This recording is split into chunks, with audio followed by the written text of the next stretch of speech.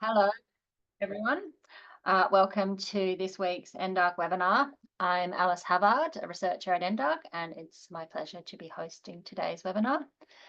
I would like to begin by acknowledging the Bidjigal people as the traditional custodians of the lands from which I'm joining this meeting today on the UNSW Randwick campus. I would also like to acknowledge the traditional custodians of land throughout Australia, noting that our speakers and audience are joining from many different locations across this country. We pay our respects to elders past and present and extend that respect to any First Nations people joining the webinar today. Now, it is my absolute pleasure to introduce my good friend and colleague, Danielle Tran, as today's speaker. Danielle is a Senior Research Fellow at the National Drug and Alcohol Research Centre, where she leads research investigating the use and safety of pharmacological treatments for tobacco, alcohol, and opioid dependence during pregnancy. Her research makes use of big data that are routinely collected through contacts with the health system and other government services. In today's webinar, Danielle will be presenting findings from some research that we've worked on together. She'll be talking about our multinational study on the risk of major birth defects in infants following exposure to quit smoking medicines during gestation.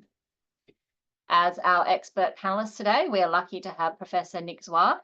Nick is Executive Dean of the Faculty of Health Sciences and Medicine at Bonn University. He also has over 30 years of experience as a general practitioner and as a primary healthcare teacher and researcher.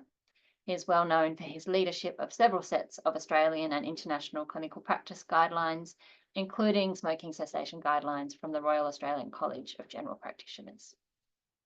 Danielle and Nick will take questions from the audience after the presentation, and you can log questions for them in the Q&A function in your Zoom window. Danielle, I'll hand over to you now.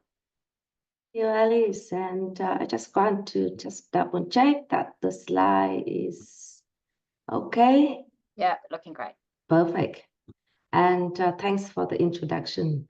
And hello, everyone, and thanks for joining the webinar. Today, I will present some of our findings regarding the risks of congenital malformation following maternal use of quit smoking medicine in the first trimester of pregnancy. So this is a part of an NHMRC project that we investigate the safety of quit smoking medicine in pregnancy. So in this project, we have a generous contribution of the whole team of collaborators across Australia, New Zealand, and the Nordic countries. In Australia, we have a team members who are based at NDARC, based at School of Population Health at UNSW, and Bonn University. From New Zealand, we have colleagues at the University of Otago in Dunedin, and in the Nordic countries, we have collaborators based at the Norwegian Institute of Public Health in Oslo, as well as our colleagues at the Karolinska Institute in Stockholm, Sweden. And today, I would very much like to extend our warm welcome to Nick, who is joining us today from the Gold Coast. And I would like to start with some background on why women who are pregnant might choose to use a quit smoking medicine. So first of all, smoking in pregnancy is a leading cause of negative outcomes for mom and baby. It causes low birth weight, preterm birth, stillbirth, congenital malformations, and a range of other severe harms. And secondly, smoking is still very relatively common. In Australia, almost 1 in 10 pregnant women smoke. Although quit smoking reduces the risk of poor outcomes under current practice, only 1 in 4 women who smoke succeed with quitting before the second half of pregnancy. So it is also very important here to note that the burden of smoking during pregnancy is not evenly distributed across the population. So women from the socially disadvantaged background, they are more likely to smoke. They're more likely to smoke heavily, and they were less likely to quit. So given this burden, there is a very clear need for a strategy that help pregnant women to quit smoking. So quit smoking medicines, an appealing strategy because outside of pregnancy, they have been shown to be most effective strategy for promote quitting. So when I talk about quit smoking medicine, I am referring to 3 pharmaceutical products that are registered in Australia and in most other developed countries. So these include nicotine replacement therapy or NRT, varenicline, and bupropion. So in Australia and other countries that participating in this study, NRT is available on the prescription as well as over the counter. Varenicline and bupropion, they are available on prescriptions only, and they are subsidized. A barrier to use of this medicine during pregnancy is that we don't know much. We don't know whether they are safe to use in pregnancy. So most clinical practice guidelines recommend NRT can be used during pregnancy when the expected benefit outweigh the risks of harm. So these recommendations are based on the assumption that NRT in medicinal form is unlikely to be more harmful than toxics in the smoke if mother continued to smoke during pregnancy. In terms of varenicline and bupropion, because of the lack of the data about the safety, clinical guidelines recommend against the use of varenicline and bupropion during pregnancy. So why is there a lack of data or lack of evidence about their safety? And the main reason is that pregnant women are often excluded from clinical trial due to ethical and medical legal concerns. So when clinical trial have been possible, in case of NRT, these clinical trials are generally too small to provide conclusive evidence on the risks of very severe but very rare outcome, for example, congenital malformation. So in terms of varenicline and bupropion, there have been a number of other observational studies, but they have been very small to make a conclusive conclusion about their safety. So this is why we set out to conduct this study to examine whether NRT, varenicline, or bupropion, they increase the risks of major congenital malformation in children when mother use this medicine in the first trimester of pregnancy. As we know, the first trimester of pregnancy refer to the period of like the first 13 weeks of the pregnancy. So this is the period that the fetus are vulnerable to any damage to the formation of the body organs or the body system.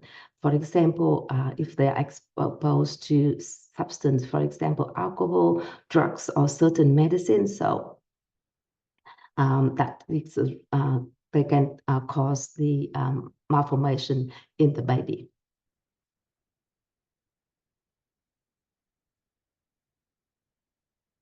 So first of all, in the project, we leverage on the range of the data collection that are routinely collected in Australia, in New Zealand, Norway, or in Sweden. So these data capture activities when the person has a contact with health services or some other services as well. The first data collection that we use relate to the pregnancy and birth. For example, in New South Wales, we have the data collection contain the record of all birth, that of at least 20 weeks of gestation or birth weight of at least 400 grams. And we have data across 20 years. So in New South Wales, we have this pregnancy and birth information from 2001 up until 2021. And so as a quick provide you some information about what they provide. So the pregnancy and birth data provide information about baby date of birth, the duration of gestation, for example, 39 weeks of gestation, birth weight, and whether this is a singleton or the twin, whether mother had any complication during pregnancy or during childbirth. The next data collection that we realize on is they include the records of publicly funded pharmaceutical products that dispensed in community pharmacy. In Australia, it is the Medicare Pharmaceutical Benefits Scheme, or in the short form, it is the Medicare MBS data, which contain the records of medicines or some other products that are subsidized by the PBS and the people purchase in the community pharmacy. Another important source of information is the inpatient data, which are records of admission to hospital. So this data set tells us about when a person was admitted to the hospital, that diagnosis, and whether they receive medical or surgical intervention. For example, whether a baby have a surgery to repair foot, for example. And in Norway and Sweden, we also have access to outpatient data, which capture information of the consultation with doctors outside hospital settings, for example, visit to specialists. So this data collection also contains information about patient diagnosis. Another source of information that we also rely on is the mortality, which contains information about the causes of death. For example, if a child died due to a severe birth defect, so such birth defect could be recorded in the data as the reason of death. And we also have access to some other data collection. For example, in Sweden, we have access to information regarding the higher level of number of education. So that's sort of other data collection to help to understand the characteristic of mothers of the pregnancy. And in each country, the data linkage agency help us to link this record together so we can put all the record of a person having the contact with health services, and we can put those records in the order of time. So, and just for your interest, if you want to find out more information about the Australian data resources that we use for the study, I put up here the information about the paper, so you can find out what type of research question, what type of data, and more detail that that would be maybe relevant to your study. We have multiple countries participating in this study. So the current ethic requirement that we require us to analyze data, store the data within the country.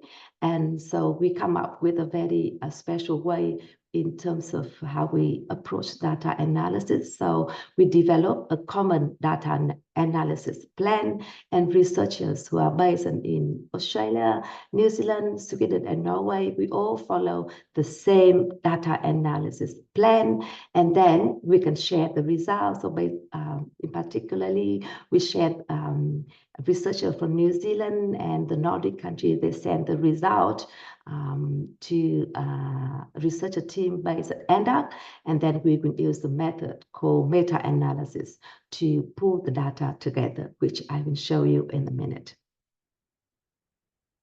And now I will walk you through about the method, how we define medicine use in pregnancy.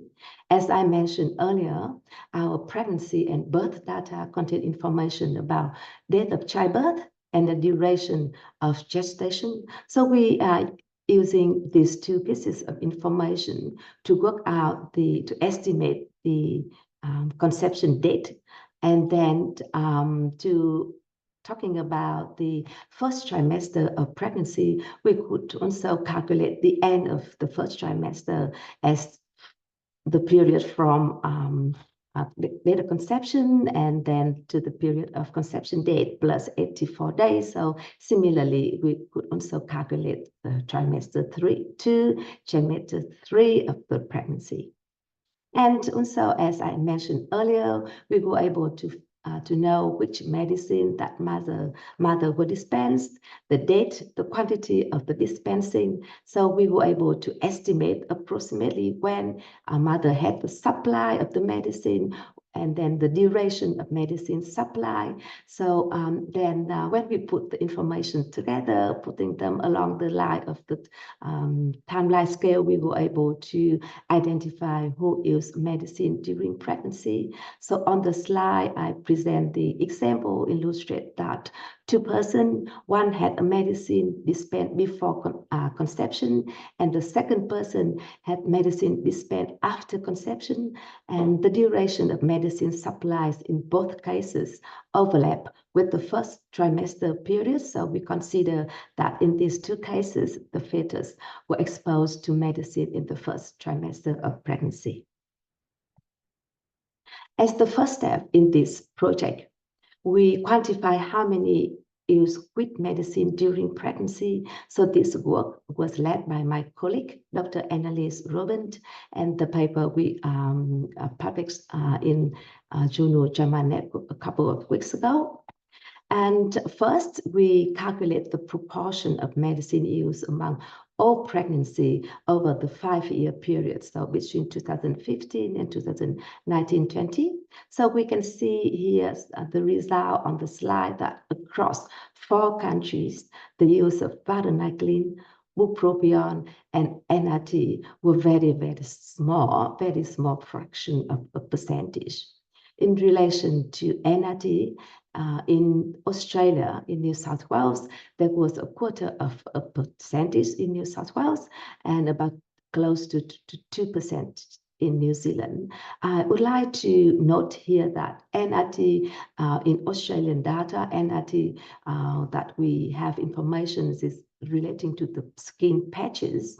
And in New Zealand data, we have data that about NRT patches as well as lozenges and gum. So the main message from the first set of the findings is that there were very few babies at risk of exposure at risk, and then there were very few babies exposed to the this medicine in pregnancy. As these medicines are used for quitting, so we are also interested in identifying the proportion of women who reported that they smoke during pregnancy, and so what the proportion of them using this medicine. So when we narrow our population to those who reported that they smoke during pregnancy, we also see that the use of varenicline or bupropion was also very low. And for example, in New South Wales, only 1 in 100 women who smoke had supply of medicine during pregnancy, and about 2 in 100 had NRT patches supplied during pregnancy. And looking at New Zealand, and in terms of NRT, we see that about 1 in 10 women who smoke had a supply of a NRT product during pregnancy.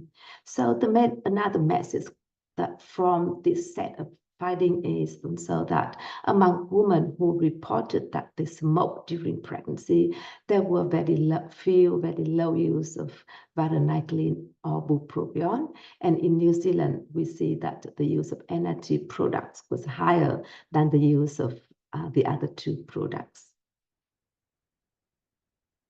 And as we are interested in finding out the health outcome of baby who were exposed to this medicine, we will further examine when mother used this medicine. So we found that among those who use NRT, about 60% had some use of the medicine of NRT in the first trimester. And among those who use varenicline, the majority, so more than 90%, had the supply of varenicline in the first trimester. As I mentioned earlier, the first trimester is the vulnerable period for the fetal organ development. So these findings highlight how important it is to understand whether the use of this medicine in the first trimester increases the risk of congenital malformation in babies. So this takes us to the next part of the project, so in which we examine the risks of major congenital malformation. So the result that we presented here today in terms of risks of major congenital malformation are not yet published. So I would much appreciate that the results that I share today are not circulated further. Before going into the result, I would like to provide an overview about the study methods. So first of all, we would like to focus on the infant who were born alive, because we have information about diagnosis of patient of the live-born infants. So we excluded those stillbirths due to the lack of diagnosis. And we identify infants born to mothers who were dispensed quit smoking medicine in the first trimester. That is, the duration of medicine supply overlap the first trimester period. We included infants who were exposed to NRT only, varenicline only, and bupropion only. We excluded cases where an infant was exposed to more than one type of quit medicine. For the purpose of comparison, we also identify infants who were unexposed to quit medicine. So those infants were born to mother who reported that they smoked in the first trimester, and they did not have any dispensing of quit smoking medicine in the 3-month period before conception, as well in the first trimester of pregnancy. In terms of identifying the outcome, so we look at the major congenital malformation, we look at the relevant diagnosis in the record of infant within 18 months of birth. We identify whether the infant had any major congenital malformation, and then we further categorize the malformation according to body system, for example, for malformation of the heart, of limbs, of genital organs. I would like to highlight here that we are talking about major congenital malformation, which are conditions that have significant medical, social, or cosmetic consequences, and they are typically require medical intervention in hospital settings. In this study, we did not consider the minor malformation that have lesser medical or social or cosmetic implication. And we use the method that were developed by the European Surveillance of Congenital Anomaly, as well as the method developed by the New South Wales Health to define those outcomes. And we apply a number of exclusion criteria, for example, malformations that are due to genetic disorders, due to heterogenic viral infection, for example, infection with rubella virus. So we exclude those cases. We also exclude from the analysis if mother used medicine that are associated with congenital malformation, or mother had infection that was so highly associated with congenital malformation. We only included singleton baby because twin birth or plural multiple birth, they are also a risk factor of congenital malformation itself. And as I mentioned earlier, if a mother had 2 or more quit medicine type quit medicine in trimester 1, we also excluded these cases. This is an observational study, and in the absence of randomization, we were very careful about how we account for confounding factors, because women selected to use quit smoking medicine, they are likely to differ from those who did not choose to use this medicine. So they may have the differences in terms of socioeconomic status, health status, and their prior experience of pregnancy outcomes. So such differences may contribute, may bias some of the results. So we think about this very carefully. We came up with a list of all potential important factors. We include a range of socioeconomic characteristics, for example, age, indigenous status, country of birth. And in terms of obstetric characteristic, we have information about parity, whether the older child were affected by a malformation. And we also created multiple variables to capture maternal health status and morbidity, for example, mental health, chronic respiratory condition, cardiovascular disease, hypertension, diabetes, epilepsy, etc. And then we will use a technique that called propensity score matching, in which we calculate propensity score, which is a probability of a woman receiving a quit medicine given a range of characteristics. And we calculate the propensity score. Then we match the exposed pregnancy with the unexposed pregnancy based on the similarity of the propensity score and the same year of giving birth. And we match one exposed to 10 unexposed pregnancy. So with this technique, with this method, we want to make sure that the exposed pregnancy and unexposed pregnancy, they have a similar characteristics, they achieve the balance in terms of potential confounding factors.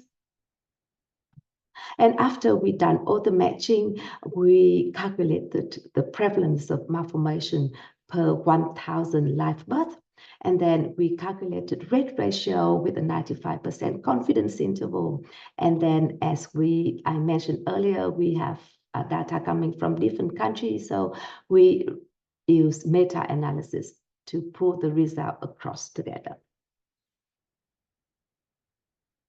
So first of all, in terms of the characteristic of the pregnancy, so here I would like to present some information about the characteristic of the pregnancy that in our varenicline analysis, where we had information from all 4 countries.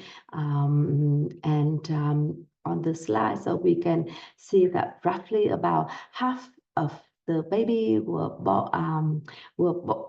boy, and about 52% mother were aged under 30 years of age, and about a quarter have indigenous background, and about 15% were born overseas, and about more than 50% had a partner, so they either are married or have a partner, and about 50% were overweight or obese. And in terms of morbidity, so we say 1 in 3 they were first-time mom, and 24% had a mental health, and as well as 17% had a chronic air condition. And when we look at the characteristic of the unexposed group, so they are well matching, so the proportion of those characteristics in the unexposed group are similar to those in the exposed group. And in the analysis for NRT and bupropion, we also see pretty much similar distribution of the characteristic. And now moving to the result regarding what we found in terms of malformation. So that is the finding regarding nicotine replacement therapy. We have data come from New Zealand and New South Wales for almost 12 years. And in Nordic countries, there were only a handful of women using NRT. So the result that we are presenting here represent the finding pulling from the data pulling from the New South Wales and New Zealand. And this is quite a lot of information, so I will slowly walk you through. So the table here will show the number of children having a malformation overall, and the number of children having malformation at each body system. And the column with a lot of data, so we can see that the number is representing the number with an outcome, with a malformation, and the number in the brackets is the prevalence per 1,000 births. And also jumping over the last 2 columns is the end, as well as the photo plot. So the photo plot here is another way to show the rate ratio, which is represented by the dot on the photo plot. The horizontal represent the 95% confidence interval, indicating how precise the risk estimate is. If the rate ratio, the dot, greater than 1, indicate that the medicine associated with an increased risk of malformation if the rate ratio less than 1, indicating lower risks of malformation when we compare to the unexposed group. So we can see the red dot. So they are the red dot representing the result that we are pulling from countries, and the blue dot representing the result that coming from the single jurisdictions from single country. So what we found overall for NRT, there is no increased risk of malformation overall. For malformation of the heart, of the limb, of genital organs, and renal system. The exception that we see here is that there are about 50% more likely among baby born to women who are using NRT, they have a higher risk of malformation of the digestive system. But I would like to point out that the absolute number is small, so sitting around 1.3%. So the differences between the two groups, the prevalent difference is about 1.3 per 1,000 births. And it looks like that there could be an increase in the risk of malformation of the eye as well. So this is very much at the bottom of the plot, but the number of baby having the condition is very, very small, and the confidence interval is very wide, which make the conclusion is not very conclusive. And given the signal in terms of malformation of the digestive system, we did a further step. We examined the specific malformation of the digestive system. So when breaking down at this very specific condition, we notice a higher prevalence of Hirschsprung conditions. This is very, very interesting finding. So what we see here is that we found 7 baby in the exposed group having diagnosis indicating Hirschsprung disease, and that equivalent to 0.8 per 1,000 baby.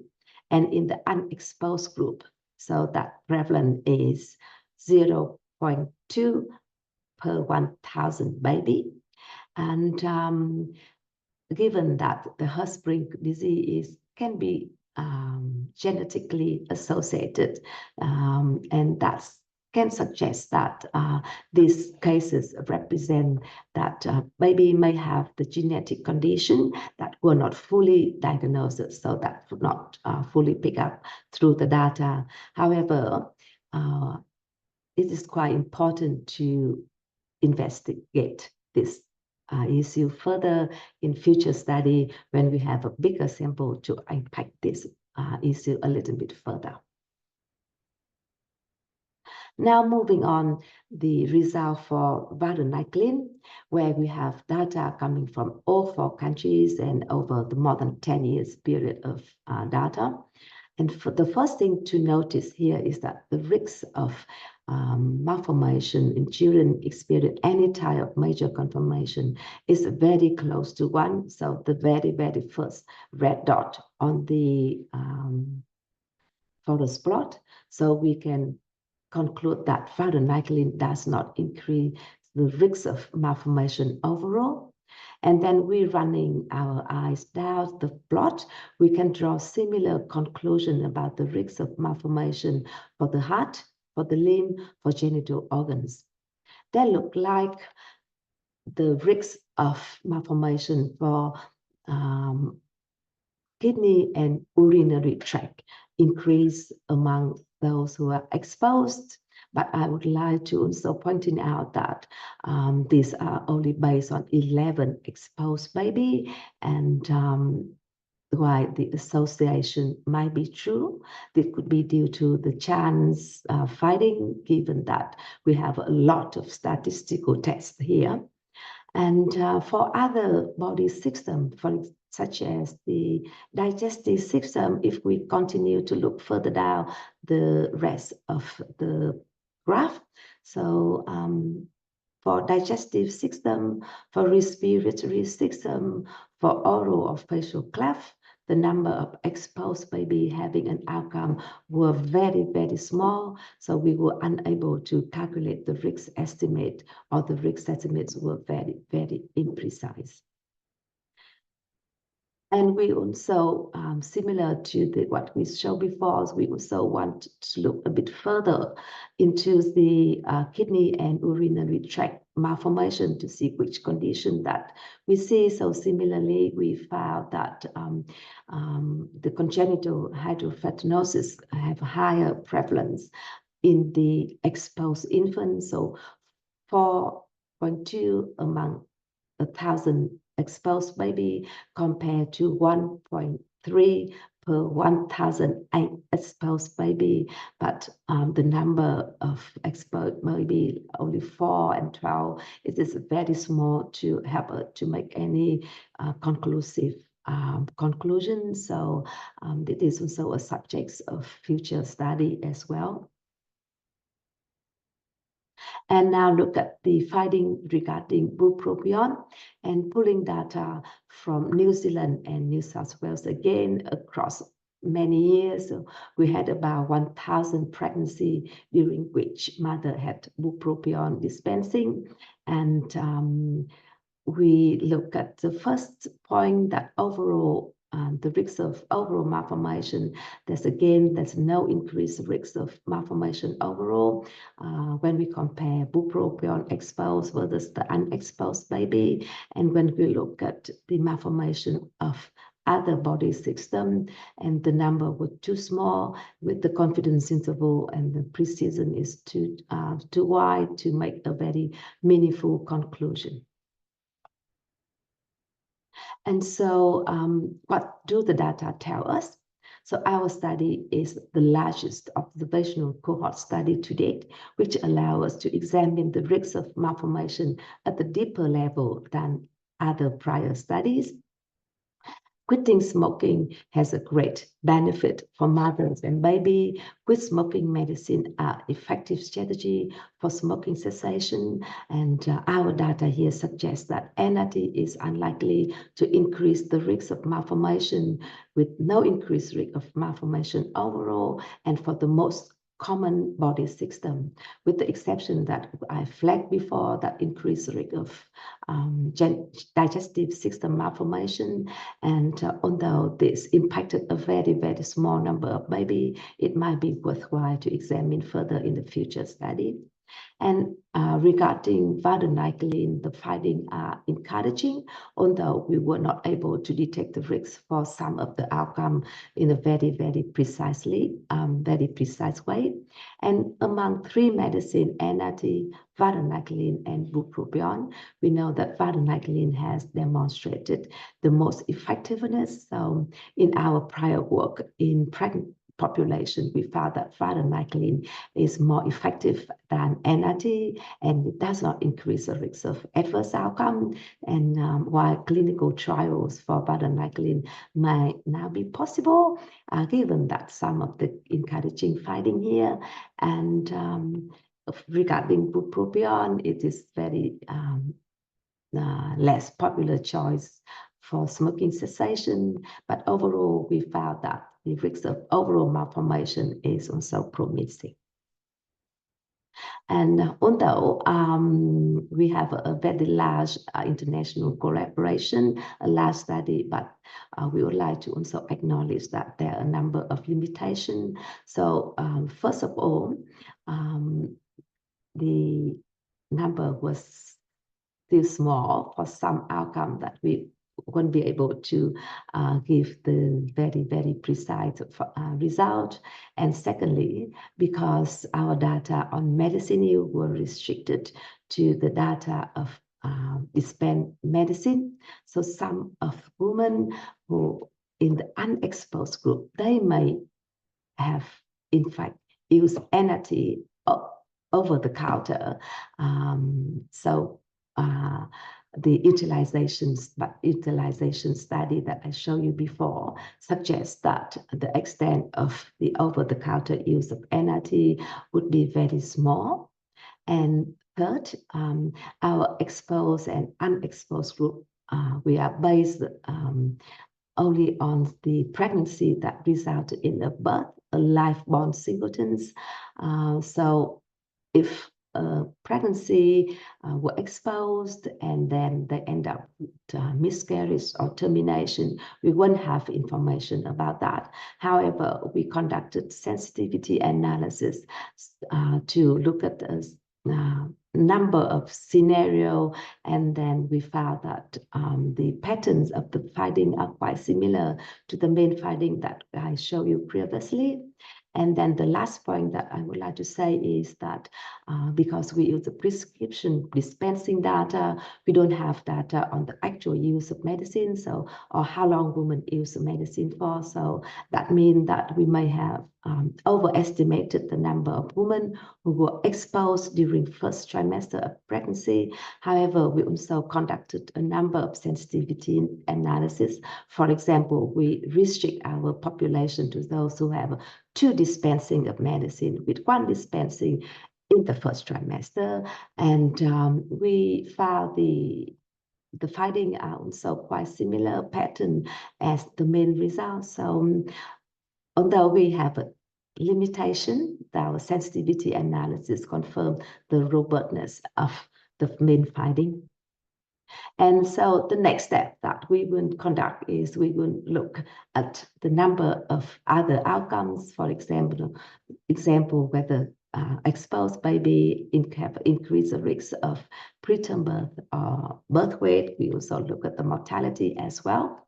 And before I open for questions, I would like to acknowledge a number of organizations for providing access to the data, for linkage to the record, for funding to conduct the study.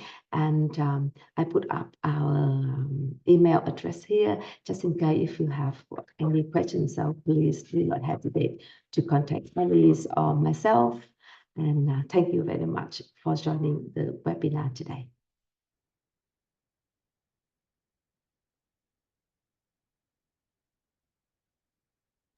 Oh, sorry, I need to unmute myself, don't I? Thank you, Danielle. Great presentation and such a big undertaking with such large data sets and so many countries involved. So well done. I'm now going to invite Nick to turn on his camera and microphone and join us for the panel discussion. And while he's doing that, I'll just remind you all to pop your questions into the Q&A function, and we'll get to those. But first, I'm going to ask Nick if he'd like to share some reflections on the work that Danielle's just presented. Yes, thanks, Danielle. And I guess for all of us, you know, there's a lot of caution about using medicines during pregnancy. That not only goes for smoking cessation medicines, but for other medicines. So clinicians are very, careful, and there's always a lack of randomized trial evidence, or we usually wish there was more randomized trial evidence, because so often that work has not been done in pregnant women to actually give that level of evidence that would give more certainty. So it is about associations in most instances, and that's true of this data as well. But I guess, you know, there are many patients who we would like to be able to help to stop smoking during pregnancy, who may benefit from a smoking cessation medicine, who maybe we currently are reluctant to treat, and so missing out on what might be effective support. So I think, you know, it's a very useful thing to look at, using these sort of large data sets with all their limitations, but with also their power. So I guess that's a general kind of comment. I mean, I think there were some things that came out which were slightly surprising, and you've alluded to those in terms of the Hirschsprung's disease question. And I know we involved a geneticist in some discussion about that. And in some instances, there were quite small numbers. So, you know, that always raises some limitations. But I guess my kind of question, I guess, is, how do we phrase, or how do we think about that association versus causation question? Because that's crucial to this. And, what have we done? Have we as researchers done everything we can to try to do the best work on eliminating all the confounders that we can do? And maybe others in the audience might raise that too. Your comments too, Alice, about that. Because that is the fundamental problem with the type data. Danielle, did you want to respond to that? Yes, and I think I totally agree with Nick in terms of this causality and association, and it's very important to tease them out. And in this study, we did all our best to try to unpack this a little more, to be more informative, and then confirming about this is whether it's association or causality, and then given the timeline of the medication use, and also the outcome, how we identify. So yeah, we are thinking very much towards about talking in terms of the causality, yeah, but given the nature of data, so for some condition that really important to unpack further. Yeah. Yeah, I agree. It's the power of these big data sets that's what you need to do a study like this. But then there's the drawbacks in that they're not always that rich in terms of some of the things that you might want to be making sure is evenly distributed between your comparison groups. But I think as time goes on, we're getting access to more and more data sets, and more and just the richness that we do have available to us is increasing. So I'm hopeful that eventually there will be additional characteristics, I suppose, that we might be able to consider in these type of studies. I guess another thing that may have occurred to the audience when they looked is that New Zealand appeared to be a bit of an outlier in terms of particular use of nicotine replacement therapy. But as you pointed out, in Australia, we wouldn't pick up quite a lot of different NRT use that may have occurred in pregnancy. Do you have a comment, Danielle or Alice, about, do we think the use in New Zealand is genuinely higher, or we just don't know? And it was interesting higher, but not associated with any evidence of increased risk, but quite a lot higher in the data. This is great note, Nick. And when we look at the utilization, yeah, we see the higher of NRT user in New Zealand. But I guess one explanation is that the data, the dispensing data in New Zealand, they capture pretty much, I would say something up to 94% of all NRT products. So patches, lozenges, gum that are available in New Zealand, and why in Australia the data have only patches. We know that PBS list provide also extend to also include the capture, the lozenges, the gum, but it is after 2019, which is outside the scope of the current data in New South Wales. And yeah, but by all means, also the policy between countries might be differ. So it would be not feasible to make a direct comparison between utilization between the country, but I think within the country itself. So we would say that, like, a woman in New Zealand, they use NRT more than varenicline or bupropion. I think the other thing about the New Zealand data is, so the subsidised NRT is very cheap. So not only is there a preference for getting subsidized NRT as opposed to over the counter, it also just might make it more accessible to more people. So it could both be an artifact of the data, but also that could be higher use because it's more accessible. Yeah, I also think the New Zealand guidance on use of NRT has been possibly a little more positive.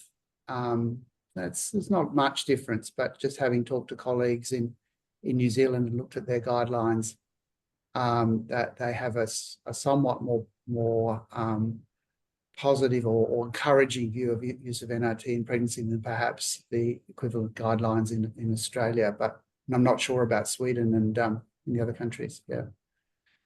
And there's a comment here in the questions, which I think is very valid, from Justine Daly about NRT in many LHDs in New South Wales being freely provided, and that won't be recorded in the PBS data. So we're definitely missing.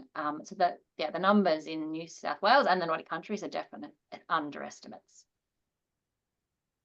But we've got a range of other questions, so we might get to some of those. I guess just a quick one, Danielle, is around why the Nordic countries were chosen to participate in this work.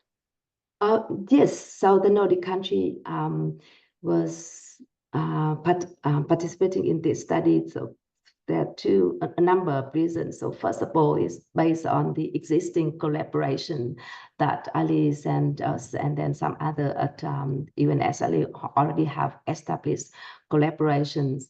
And then, so through that collaboration, we know that the data in the Nordic country are very much similar in terms of data linkage, in terms of the data structure, in terms of the data content, similar to the Australian and New Zealand data.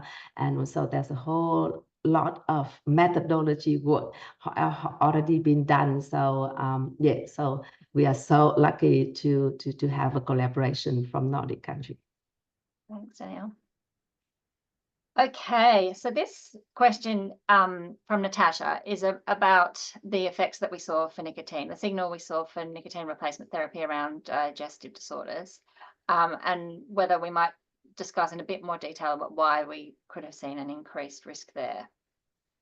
Yeah, Danielle, do you want to start? Yeah, I can start with that.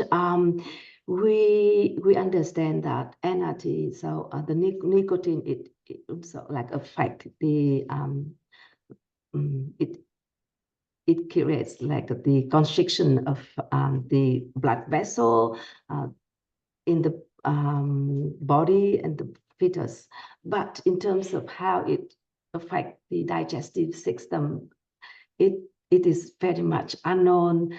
And so we don't know yet. So we believe that this is the first. So that's finding can also sort of like the hypothesis generation. So that might also inform the other study, look further into about the unknown mechanism of those products in the baby.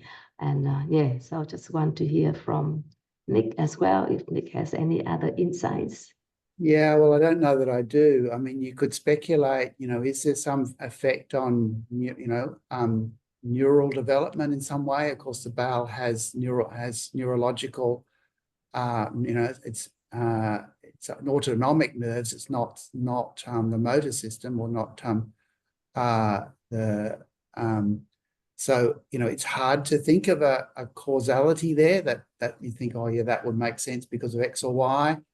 And we've already sort of talked about the Hirschsprung's disease thing, which is a neurological condition of the bowel, but that's a genetic thing. That's not an exposure to a toxin or anything like that. That's a genetic. So it's not. I mean, no obvious. Not that these things are ever obvious, but nothing kind of springs to mind as saying, oh well, there's a biological thing that you could say immediately needs further work. And as I think Danielle and Alice are saying, it raises questions that need further exploration and input from toxicology and others, fetal medicine specialists who might have thoughts on possible possible causal pathways. Yeah, thanks, Nick. So there's one here that I might just snap up because I can, and that's around looking at longer term outcomes. Are we going to do that? And the answer to that question is it depends. So we definitely have the data. We have plans to be looking at outcomes, like neurodevelopmental outcomes in the children, particularly around NAPLAN scores and developmental census and potentially some health outcomes. But the challenge is whether we've got enough follow-up time for the kids. So, you know, varenicline wasn't really in use in Australia before 2008. NRT subsidised around 2011. You know, it's not leaving us that much time for follow-up in our data that goes up to 2021. So we'll have to check the feasibility of that one. Another question is around, you'd highlighted, Danielle, the limitation around women who might have started one of these medicines and then had a miscarriage or stillbirth, and those women not being included in the analysis. This member of the audience wanted to know a bit more about the sensitivity analysis that you did to look at that. Yes, and we use the technique called quantitative bias analysis, where we vary the probability of the outcome among exposed and unexposed baby, and we vary the probability of the exposure as well, and then we we calculate the corrected rate ratio, and then we compare what we observe with the corrected one. In a very unusual, very extreme cases, the risk of the malformation increase about, compared to what we show here, is would increase by 25%. So that kind of quantitative bias analysis suggests that in a very unreliable and unreal condition that we would only see that increase in the risks. Right, thanks, Danielle. I think we're running out of time now, so I think we might have to draw the questions to a close. But I would like to thank both you, Danielle, and Nick. You know, obviously I'm biased, but I think this is really important work, and it's really important that this evidence is shared with women who might be wanting support with quitting during pregnancy. So thank you for sharing that with our audience. And thank you to the audience as well for coming along and for the great questions. We hope you've enjoyed it. And before we close the session, I just want to flag what's coming up. So we have no webinar next week or the following week because many of our colleagues will be attending alcohol and other drug conferences over that time period. Our next webinar will be on the 7th of November with Harrison Fersman speaking on the chemical analysis of used syringes in Sydney. And for anyone who might have missed the NDARC annual symposium, you can catch up on the recordings at the web link there. But I think that's it for us today. So thanks everyone for joining, and we look forward to seeing you again for the next webinar in 3 weeks' time.